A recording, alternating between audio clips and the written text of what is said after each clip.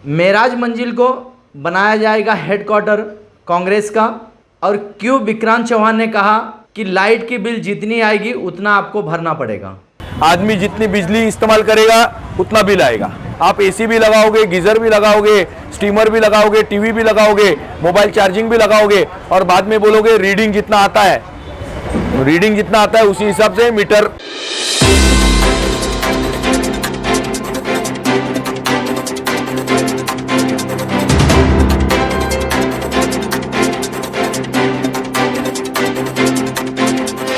नमस्कार, आदाब दोस्तों, मैं लाल मोहम्मद शेख पब्लिक चैनल से। दोस्तों, जैसे जैसे इलेक्शन नज़दीक होते हैं वैसे वैसे जो है हर पार्टी में एक उत्साह होता है। हर पार्टी अपनी अपनी पार्टी के लिए हर कार्यकर्ता काम करने लगता है। अभी कांग्रेस के अंदर भी बहुत ज़्यादा फेरबदल हुआ है और एक नए नए चेहरे को लाया गया है, और कांग्रेस अब कोशिश कर रही है, जिस तरीके से एक पूरा बिछड़ चुकी है कांग्रेस, और जिस तरीके से कांग्रेस ने अपने हाथ से अपना पार्टी खोया है अच्छे अच्छे लोगों को, उसी तरीके से अब नए नए चेहरा लाने की कोशिश कर रही है। मनोज सिंधे जो अध्यक्ष थे कांग्रेस के, उनके जगह पे अब लाया गया है विक्रांत चौहान को। अब अध्यक्ष पद ये संभाल रहे हैं। आज प्रेस कॉन्फ्रेंस थी। नईम खान का जो बंगला है मेराज मंजिल, वो मेयर भी रह चुके हैं, और कांग्रेस में उनकी बहुत ज़्यादा एक बलिदान रहा है, कहा जाए तो कम नहीं है। कांग्रेस में उन्होंने बहुत मेहनत की और कांग्रेस के लिए हमेशा काम किया। लेकिन क्यों नईम खान ने कांग्रेस छोड़ा और किस वजह से कांग्रेस से इतने सालों दूर रहे, क्यों छोड़ा उन्होंने, आज वापस कांग्रेस में वो शामिल हुए हैं। कांग्रेस में शामिल होने के बाद जो है विक्रांत चौहान आज उनके बंगले पे जो है प्रेस कॉन्फ्रेंस रखा था, पत्रकारों को इन्वाइट किया था। पत्रकार गए, लेकिन पत्रकारों का कुछ सवालों का जवाब नहीं दे पाए कि मुमरा कौसा में जो समस्या है, जैसे टोरेंट को लेके है या सड़क को लेके है, लोगों के घर, लोगों के बिल्डिंगें, लोगों की दुकानें तोड़ दी गई, लेकिन आज भी सड़क जहां थी वहीं के वहीं है। पूरे रोड के ऊपर पार्किंग, पूरे रोड के ऊपर ठेले लग रहे हैं। वो जैसा मुमरा था वैसे ही है, उसमें कोई बदलाव नहीं आया है। जब पत्रकारों ने सवाल किया तो हर पत्रकार को एक ही जवाब मिला कि कांग्रेस जो यहाँ से गई वो यहाँ की जनता कसूरवार है। जब जनता के लिए कुछ करा नहीं जाएगा तो जनता कैसे कसूरवार है? जनता क्यों तुम्हारा कांग्रेस को वोट देगी? क्या जनता ने कोई कांग्रेस का जो है एक ठेका नहीं लेके रखा है जो कांग्रेस को वोट देगी? जनता काम चाहती है, चाहे वो किसी भी पार्टी से कोई भी ताल्लुक रखता हो, कोई भी धर्म का। आज जनता का काम हो रहा है, लोग जो काम कर रहे हैं उनको वोट मिल रहा है। कुछ पत्रकारों ने हमारे सवाल किया टोरेंट को लेके।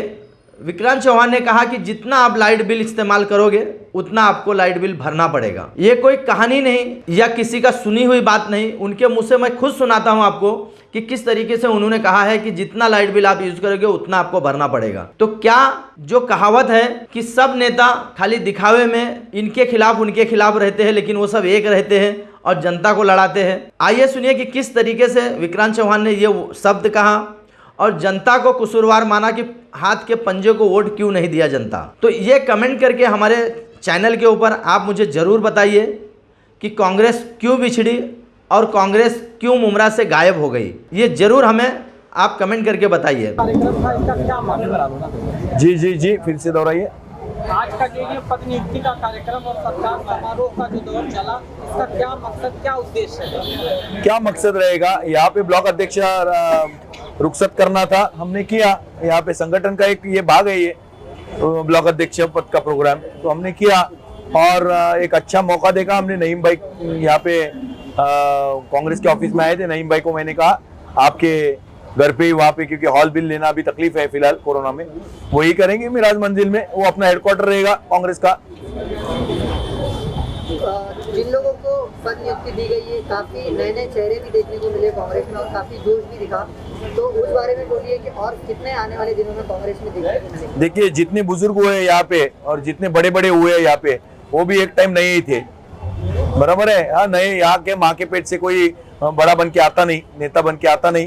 तो हम देख रहे हैं कि कांग्रेस पार्टी है, कांग्रेस एक बड़ा तूफान है, उसमें सब नए चेहरे उभर आते हैं और बाद में बड़े बन जाते हैं। तो सबसे बड़ी कांग्रेस है, तो हमने नए लोगों को चांस दिया है।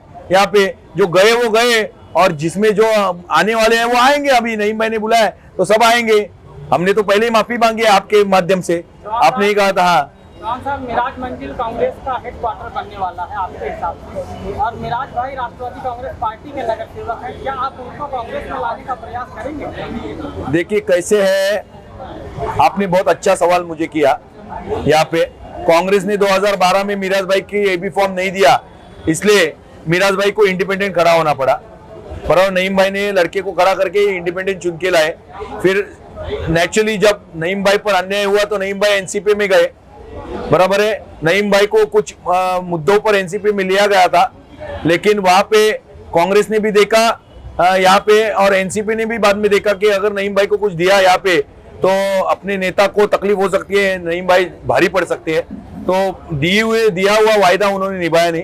और कांग्रेस को 2017 में 17 के बाद गलती मालूम पड़ गई है यहाँ पे कि यहाँ पे ये अपने लोगों को ही दबाने की वजह से यहाँ पे कितना नुकसान कांग्रेस का हुआ है। अपने कांग्रेस के जो नेतागण है, नूर है, भोलानाथ है, वो कितने भी कमजोरी महसूस कर रही है। एक हमारा मोतीराम चुन के आया यहाँ पे, उसके बलबूते के ऊपर भगत कंपनी, आपको मालूम है जहाँ पे भगत कंपनी खड़ी होती है वहां पे वो चुन के आती है। वैसे ही यहाँ पे मुमरा में नईम भाई की एक अलग लहर है। तो अभी नईम भाई अगर चाहेंगे, उनका बेटा चाहेगा, तो हमने उनके लिए खुला रखा है, उनका एबी फॉर्म खाली रखेंगे। वो जिस दिन बोलेंगे कि भाई हमको हाथ का पंजे पर खड़ा होना है, दे देंगे।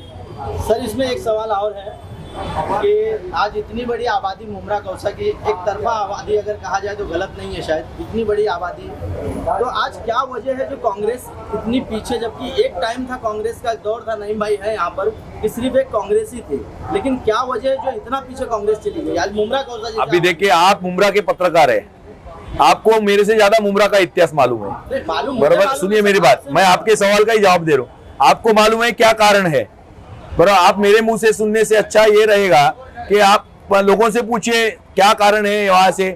अभी पार्टी की तरफ से मैं तो अभी अध्यक्ष बना हूं, मैंने पहले ही कह दिया था ये बच्चे के टीवी पर कि जो कांग्रेस की गलतियां है या कांग्रेस के अध्यक्ष के नाते जो गलतियां हुई है या जो खमियां रह गई है वो पूरी करने की हम कोशिश करेंगे। हमने तुमको आपसे पहले ही कहा था। अभी इसके पहले क्या हुआ कांग्रेस में, या तो पूरी दुनिया जानती है, या फिर मैंने पहले ही कह दिया था यहाँ पे किस तरीके से गुमराह किया गया हाईकमांड को, एनसीपी को सीट दी गई।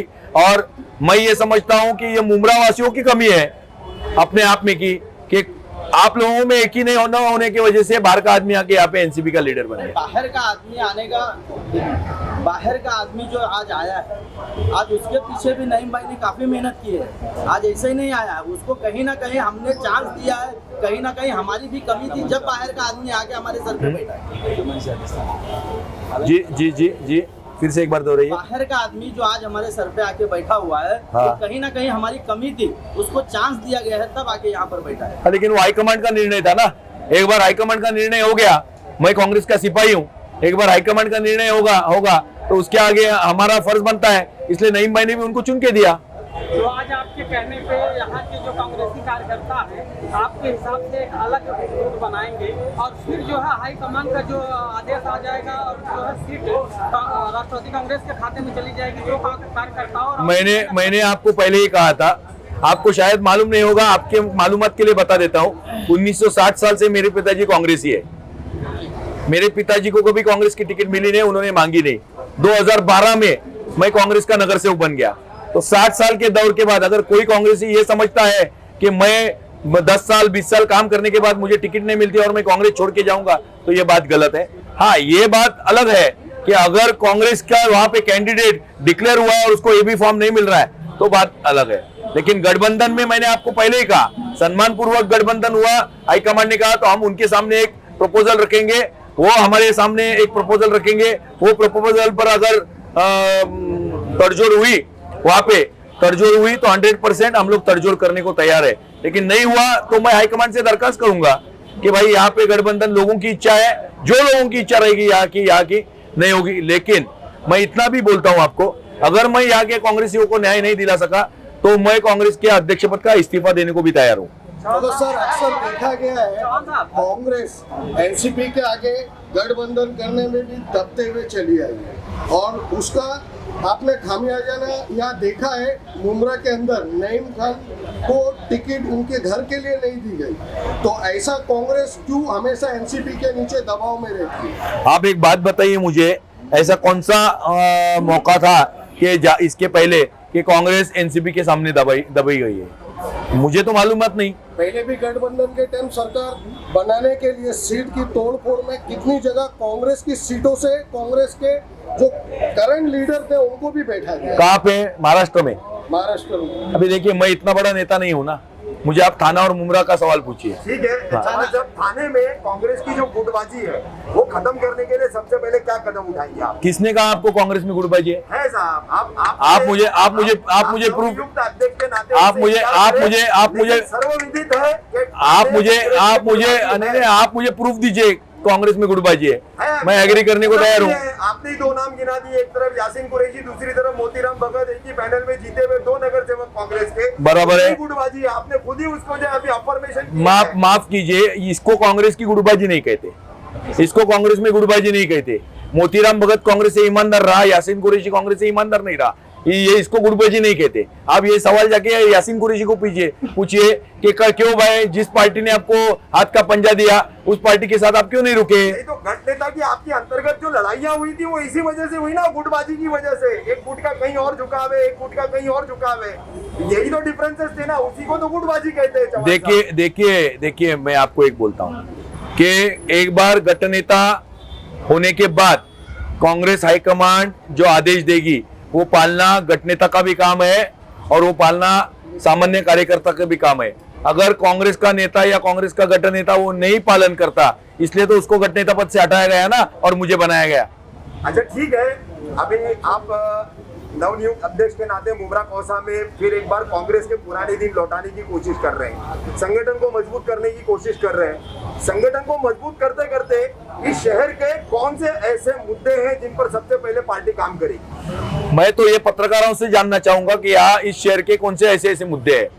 कार्यकर्ता देखिए अभी देखिए, मैंने कांग्रेस की कमान अभी संभाली है, ये मुमरा में मेरी 5वीं या 6वीं फेरी है, बराबर है। अभी संगठन बांधने की हम कोशिश कर रहे हैं, उसके बाद संगठन में हम बैठक लेंगे, हम मीटिंग्स लेंगे, उसमें हम मसले पूछेंगे, क्योंकि यहाँ पे हम कांग्रेस बढ़ाने के साथ साथ मुमरा वासियों के मसले हल करने के लिए हम लोग प्रभाव कांग्रेस के माध्यम से डालने के लिए यहाँ पे आए हैं। अच्छा ठीक है, जैसे कि अभी सबसे बड़ा ज्वलन मसला चल रहा है, लॉकडाउन के पीरियड में लोगों को बहुत ज्यादा बिजली बिल आए हैं और यहाँ पर टोरेंट के हाथ में बिजली का काम दिया गया है, फ्रेंचाइजी है उनके पास, ऊर्जा मंत्रालय आपके पास है, नितिन राउत साहब आपके ऊर्जा मंत्री है। किस तरीके से आप अपने ऊर्जा मंत्री के जरिए बात करके मुमरा कौसा वासियों को राहत दिलाएंगे? देखिए, पहली बात, आप पत्रकार होने के नाते मैं ये समझता हूँ, मुझे ऐसे लगता है आपने पूरी जानकारी रखनी चाहिए, जो जानकारी आपके पास नहीं है। टोरेंट ये कोई उपकेंद्र नहीं है, टोरेंट ये सिर्फ वसूली करने के लिए एजेंसी रखी गई है, ये पूरी मालूमात आप कीजिए। इसीलिए हमने फ्रेंचाइजी कहा, इसलिए आपके पूरे सवाल का जवाब दे रहा हूं मैं। दूसरी बात, यहाँ पे जो बिल ज्यादा इसमें आने वाले ये है, उसके रीजंस भी जानना जरूरी है। आप नितिन राउत को आप जिम्मेदार ठहराएंगे, गलत है। यहाँ पे राहत दिलाने के लिए देखिए, आदमी जितनी बिजली इस्तेमाल करेगा उतना बिल आएगा। आदमी जितना, पुराने जमाने में बिजली ही नहीं थी, रातों रात हमारे पिताजी ने रातों रात भर अंधेरे में पढ़ाई करके मेणबत्ती मोमबत्ती लेके मेरे पिताजी रत्नागिरी से थाना आए थे 10वीं पास होके। एक अपने को खुशकिस्मत समझने चाहिए कि 24 घंटे अभी बिजली मिल रही है, लेकिन अगर 24 घंटे में बिजली लगाने के बाद आप एसी भी लगाओगे, गीजर भी लगाओगे, स्टीमर भी लगाओगे, टीवी भी लगाओगे, मोबाइल चार्जिंग भी लगाओगे और बाद में बोलोगे रीडिंग जितना आता है उसी हिसाब से मीटर का ये होता है। हाँ, ये आप बताइए मुझे, अगर मीटर के रीडिंग के अलावा उसमें कोई गफलत होके अगर बिल में बढ़त है तो 100% हम उसके लिए करेंगे। बंद कमरों के बिल आए हैं 10-10, 12-12, 15-15 हजार रुपए, बंद दुकानों के बिल आए हैं 25-25 हजार रुपए। आप छाप दीजिए। हम तो छापते हैं ना सर। नहीं, आप छाप के मुझे दे दीजिए। आप क्या करेंगे सर? मैं क्या बोलता हूँ, जब तक देखिए, मेरे पिताजी ने मुझे पैदा किया है, उसके पास मेरे मम्मी के पास सर्टिफिकेट है। जब तक मैं कागज पर चलता हूँ, मेरे पास जब तक पुरावा नहीं आएगा, यहाँ पे मैंने कैसे कहा बिल्डिंगें बनती है यहाँ पे इलीगल, तो नगर सेवक का काम है बिल्डिंगें रुकाना, कार्यकर्ता का नहीं है। मुझे जब तक आप प्रूफ नहीं दोगे, मैं कोई गलत बयान यहाँ पे करूंगा नहीं। सर, प्रूफ के साथ हमने हमारे चैनल पे चलाया है, इसलिए हम आपसे बात कर रहे हैं। मैं क्या बोलता हूँ, मैंने शायद आपका चैनल देखा नहीं होगा। मैं क्या कहता हूँ, इन पर्सन मैं कहीं पे भी बैठने को तैयार हूँ, मुमरा में आके बैठने को तैयार हूँ।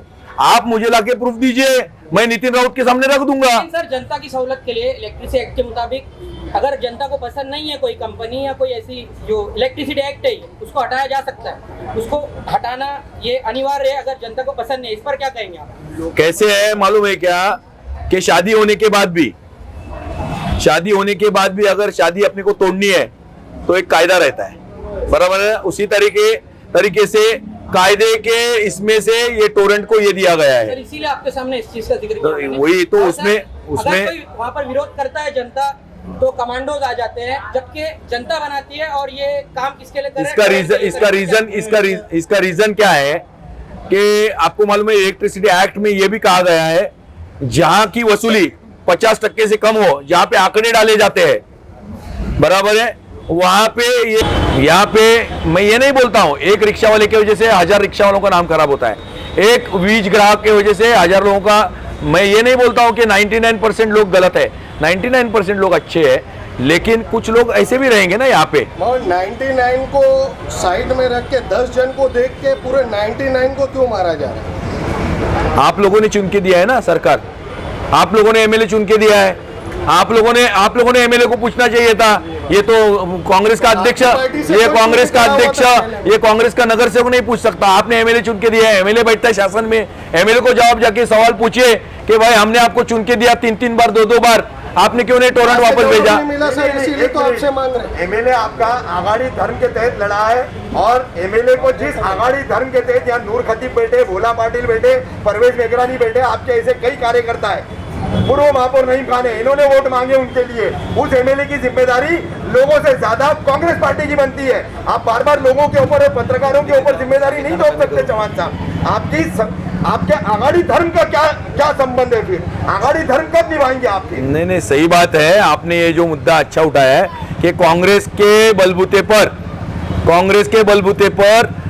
आघाड़ी सरकार को चुन के दिया है। मैं आपसे उल्टा सवाल पूछता हूं, जब यासीन कुरैशी खड़े थे क्यों कांग्रेस को 3000 वोट मिले और जितेंद्र रावत को 1 लाख वोट मिले?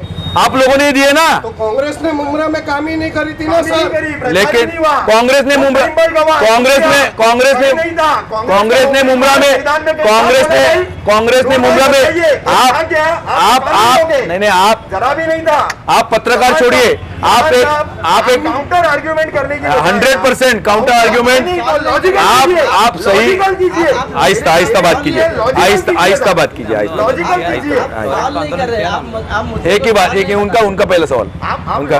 देखिए मैं क्या बोलता हूँ, आघाड़ी के जो है ना हमारे ऊपर शहर वासियों पे ऊपर जो जिम्मेदारी थोप रहे ना, तो मैं आघाड़ी धर्म के तहत आपकी जिम्मेदारी आपको याद दिला रहा हूँ। आप उसका उदाहरण जो है 2014 में ही जो है या 2019 में ही यासीन कुरैशी खड़े रहे, 3000 वोट मिले, तो कांग्रेस का उम्मीदवार मैदान में था ही नहीं साहब। इधर आप पदाधिकारियों से पूछे, कांग्रेस का हाथ का पंजा तो था ना। अरे पंजाब था तो मतलब क्या हो गया? कांग्रेस का हाथ का पंजा था ना। पहुंच भी तो होनी चाहिए ना कांग्रेस का हाथ का जाना चाहिए। आप कांग्रेस को अगर जाना चाहिए। मुझे बात करने देंगे, मुझे आप बात करने देंगे? बोलिए ना। तो कांग्रेस को अगर हाथ के पंजे, आप बोल रहे हैं, अभी सवाल पूछ रहे हैं कि कांग्रेस जिम्मेदार नहीं है क्या, तो कांग्रेस का जब हाथ का पंजा है, यासीन कुरैशी भले घर में बैठे, एक मिनट मुझे पूरा देखिए, आप बाकी के लोगों से बात करते होंगे, मैं आपके सवाल का जवाब नहीं दूंगा, मैं पहले बोलता हूँ उस तरीके से। मैं पत्रकारों पर इल्जाम नहीं लगा रहा हूँ, मैं पत्रकारों पर इल्जाम नहीं लगा रहा हूँ। ये सवाल वो आपकी पार्टी एक जन बोलिए, मैं जवाब दूंगा ना। एक जन बोलिए, एक मिनट, आपने कुछ भी बोला हमने सुन के लिया ना। आपने यहाँ पे बैठ के पूछे, आप पूछिए,